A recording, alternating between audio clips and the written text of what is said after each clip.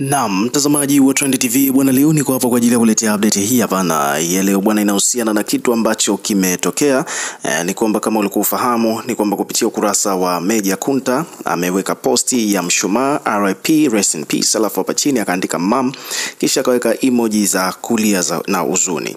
Hiki ni kitu ambacho kikawa kimeshawapatia watu taarifa kwamba mama mzazi wa Meja Kunta amefariki dunia, na baadaye taarifa hizo zikathibitishwa rasmi kutokana na kwamba tayari watu walivyosogea tu nyumbani kwa mama mzazi wa Meja Kunta, of course wakakuta kweli kulikuwa kuna hali ya msiba, maturubai yako pale na vitu vingine kama hivyo. So at the end of the day, habari ambayo imetufikia ni kwamba msanii maarufu wa mziki wa singeli nchini Tanzania Meja Kunta amepata pigo la kuondokewa na mama yake mzazi, Mosi Mkalawile ndio jina halisi la mama yake.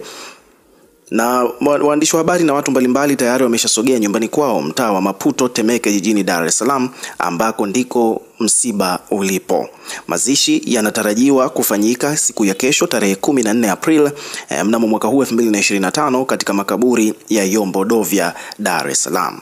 So hivyo ndivyo habari zilivyosambaa kwa sasa hivi huko mitandaoni, lakini pia vile vile ni kwamba tayari pale msibani watu tofauti wameanza kuonekana, ikiwemo yeye mwenyewe Meja Kunta alikuwa pale, na yeye mwenyewe pia ameeleza kwamba amefunguka kila kitu kuhusiana na chanzo cha kifo cha mama yake mzazi.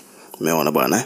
So Meja Kunta mwenyewe amefanya mahojiano na waandishi wa habari kuhusiana na issue ya sababu ya kifo cha mama yake, ambapo kwa mujibu wa Meja Kunta mwenyewe amefunguka kuhusiana na chanzo cha kifo cha mama yake, ambapo ameweka wazi kwamba alipigiwa simu majira ya saa 9 ambapo akaambiwa kwamba mama yake katika mihangaiko ya shughuli zake za kila siku alianguka tu ghafla. Baada ya hapo ikabidi aanze kufanya michakato, na michakato ikaanza kufanyika ya kuhakikisha kwamba wanapata nafasi ya kumpeleka mama yake hospitali kwa ajili ya kuchekiwa afya na vitu vingine kama hivyo, lakini kwa bahati mbaya ni kwamba hakufika hata hospitalini, akawa tayari ameshafariki, na hivyo ndivyo mambo yalivyo. Lakini pia hakuwa na ugonjwa wowote wala kulalamika kwamba anasumbuliwa na chochote kile kiafya, na ndo hivyo tu mambo yametokea ghafla.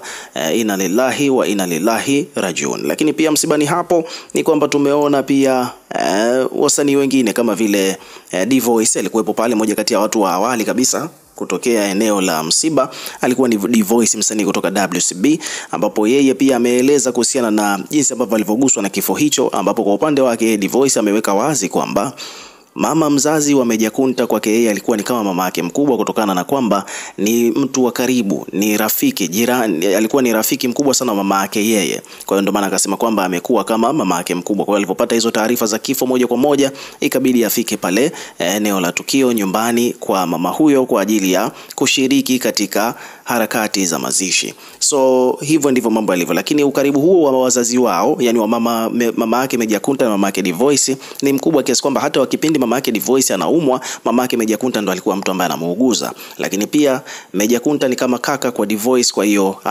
amemsaidia vitu vingi sana kipindi hata bado hajapata nafasi ya kwenda katika lebo ya Wasafi. Kwa hiyo ndo maana amekuwa ni miongoni mwa watu wa mwanzo kabisa kufika eneo hilo. So it is what it is. Ukiwa kama mdau, weka maoni yako katika comment section, tukisoma na kureplay kila comment, na pia hakikisha una subscribe kwa ajili ya kupata update zaidi.